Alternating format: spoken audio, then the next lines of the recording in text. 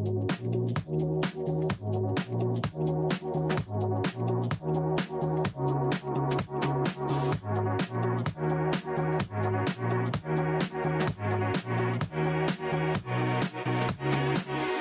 dans Inside Pop, le podcast qui rencontre la pop culture et l'actu. À travers la musique, les films et les séries, on parlera de tendances, on décryptera notre société avec curiosité et surtout sans prise de tête. Aujourd'hui, pour ce premier épisode, je vous propose de parler de la K-pop et de son évolution dans notre société. Mais d'abord, la K-pop, c'est quoi? Pour ceux qui ne savent pas ce qu'est la K-pop, ou même ce que le mot K-pop veut dire, c'est une abréviation de Korean Pop, donc de la pop coréenne, qui mélange plusieurs styles de musique, donc de l'hip-hop, la pop, le rock ou l'électro. La naissance commence dans les années 90. Ce genre musical n'est pas courant. En effet, il n'est pas considéré comme traditionnel. Sao Taiji and Boys est le premier groupe à amener ce genre de musique. Cela amène un nouveau style musical. Les thèmes dans leurs chansons abordés étaient variés et pouvaient porter sur des problèmes sociétaux de l'époque. En 1996, de nouveaux groupes font leur apparition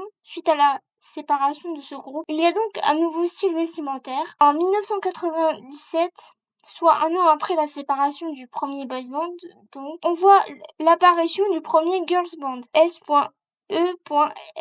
Mais dans les années 2000 et 2010, il y a des investissements sur les groupes de K-pop en général.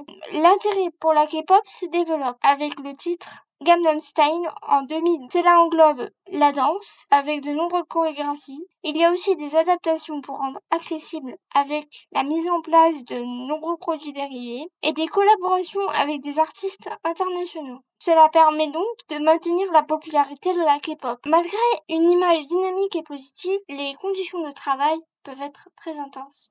Pour conclure, la K-pop est un monde assez vaste et donc son évolution se fait de manière constante et cela touche donc de nombreuses générations.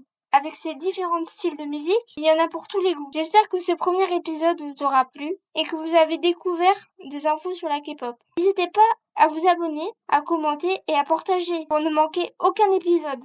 Et vous alors, que pensez-vous de la K-pop? Dites-le moi en commentaire.